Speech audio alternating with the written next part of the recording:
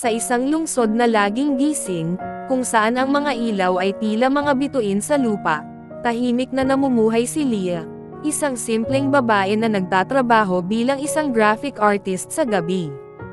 Mahilig siyang tumingin sa langit tuwing uwian, tila may hinahanap na hindi niya maipaliwanag. Isang gabi, habang naglalakad pauwi mula sa opisina, napansin ni Leah ang isang kakaibang liwanag sa kalangitan. Hindi ito eroplano, hindi rin bulalakaw. Isa itong ilaw na unti-unting bumaba hanggang sa magliwanag ang buong kalye sa kanyang harapan.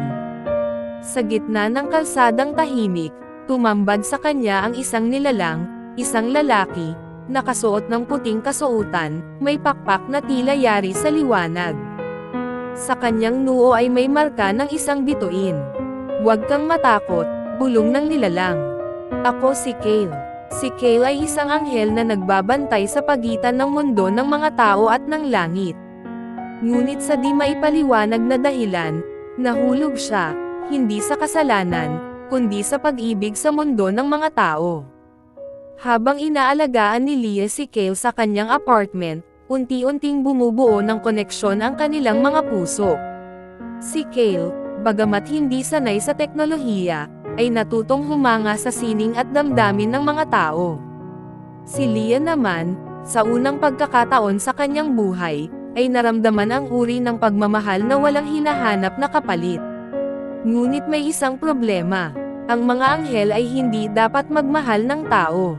Ito ay isang lumang batas ng langit.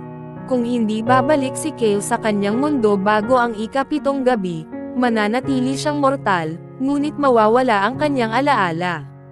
Sa 7 araw na magkasama, sinubukan nilang ipunan ang mga alaala na pwedeng itago ni Leah kung sakaling makalimot si Kale. Unang araw, pinakita ni Leah kay Kale ang dagat, at doon siya unang ngumiti ng totoo.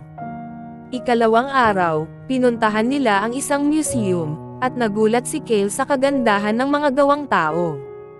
Ika-4 na araw, niyakap niya si Leah sa ulan. Ang ulan, aniya, ay parang basbas mula sa langit. Ika-5 gabi, nagsayaw sila sa ilalim ng mga fairy lights sa isang rooftop. Habang lumilipas ang oras, lalong naging mahirap ang pagpili, bumalik sa langit at kalimutan si Leah, o manatili at mawala ang sarili. Dumating ang ika-7 gabi. Tumayo si Kale sa harap ng isang lumang simbahan, hawak ang kamay ni Leah. "Kung pipiliin kong manatili, mawawala lahat. Wala akong alaala, wala akong pagkakakilanlan. Pero kung babalik ako, alam kong hindi na kita makikita muli. Paano kung magtaya tayo?" bulong ni Leah. "Kung talagang totoo ang pag-ibig, kahit mawalan ka ng alaala, hahanapin mo ako." Isang buwan ang lumipas. Sa isang art exhibit sa lungsod, pinapalabas ang isang koleksyon ng mga painting, puro langit, bituin, ilaw, at isang babae sa ulan. Si Leah, bagamat masaya sa trabaho, ay palaging umaasa. Isang araw, sa gitna ng gallery, tumigil ang isang lalaking estranghero sa harap ng kanyang painting. Tumingin ito sa kanya. "Nagpinta ka ng langit. Parang pamilyar. Parang tahanan. May pangalan ka ba?" tanong ni Leah, nanginginig ang tinig. "Kale," sagot ng lalaki, habang ang kanyang mga mata ay puno ng emosyon. "At pakiramdam ko, ikaw ang hinahanap ko." Hindi na siya isang anghel, at hindi na niya maalala ang langit, pero natagpuan niya ang isang tahanan sa puso ni Leah. At sa gabi-gabi nilang pagtulog, si Leah ang kwento. Si Kale ang tula. Dahil minsan, ang tunay na pag-ibig ay hindi kailangang alalahanin, kailangan lang maramdaman. Matapos ang muling pagkikita sa art gallery, hindi na naghiwalay sina Kale at Leah. Bagamat hindi na maalala ni Kale ang kanyang buhay bilang anghel, tila may likas na kabutihan sa kanya, parang sining ng kalangitan na nakatago sa kanyang pagkatao. Nagpatuloy sila sa kanilang buhay. Nagbukas sila ng maliit na art cafe kung saan pinapagsama ang sining at kape. Si Leah ay gumagawa ng mga painting, habang si Kale ay barista na may kakaibang galing sa paggawa ng latte art, Kadalasang hugis ng bituin, pakpak, o ulap, na hindi niya alam kung bakit likas sa kanya. Pero sa bawat gabi, bago matulog, madalas tanungin ni Kale. Bakit parang alam ko ang mga panaginip ko, pero hindi ko sila maalala? At sasagot si Leah, habang niyayakap siya. Dahil minsan, ang puso ang unang nakakaalala, bago ang isip. Isang araw, dumating sa kafe ang isang matandang lalaki, may suot na itim, puting buhok, at may dala-dalang kakaibang libro. Tahimik siyang naupo, tumingin kay Kale, at nagsabing, "Hindi lahat ng anghel ay nakakalimot ng tuluyan.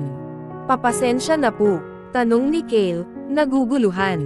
May mga puso na kahit burahin mo ang alaala, ay marunong pa ring magmahal. At may mga alaala na, hindi tuluyang nawawala, kundi nakatulog lang. Pag-alis ng matanda, naiwan sa mesa ang isang lumang libro, may pamagat na, "Mga bituing bumagsak." Sa gabi ring iyon, binasa ni Kale ang libro at biglang naginaw siya. Uminit ang kanyang likod. At sa kanyang panaginip, nakita niya si Leah, sa ilalim ng ulan, sa unang gabing nakita niya ang mundo. Nang magising siya, nakatingin siya kay Leah. "Alam ko na, ikaw ang dahilan kung bakit ako bumaba." Doon, unti-unting bumalik ang kanyang mga alaala, ang langit, ang kanyang tungkulin, ang kanyang pagbagsak, at higit sa lahat, ang pag-ibig na pinili niya. "Pero, bakit bumalik ang alaala ko?" Sumagot si Leah, may luha sa mata. "Siguro, dahil totoo ang sinabi mo noon. Kahit makalimot ka, hahanapin mo pa rin ako." Sa muling pagbabalik ng alaala ni Kale, isang pangyayaring hindi inaasahan ang nangyari. Bumukas ang pinto ng langit. Sa kanyang panaginip, kinausap siya ng isang matandang anghel. "Mas mahigit, Kale, may isang pagkakataon ka. Maaari kang bumalik sa langit bilang anghel, o manatili sa lupa bilang tao. Ngunit tandaan mo, ang isa ay may walang hanggan, ang isa ay may wakas." Kinabukasan, hindi niya agad sinabi kay Leah.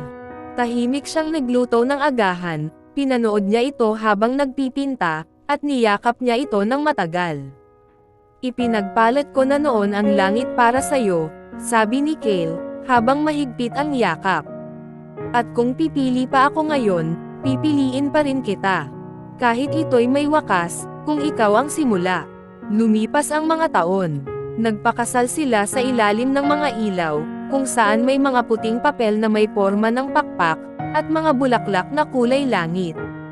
Nagkaroon sila ng anak na babae, pinangalanang Celeste, nangangahulugang makalangit.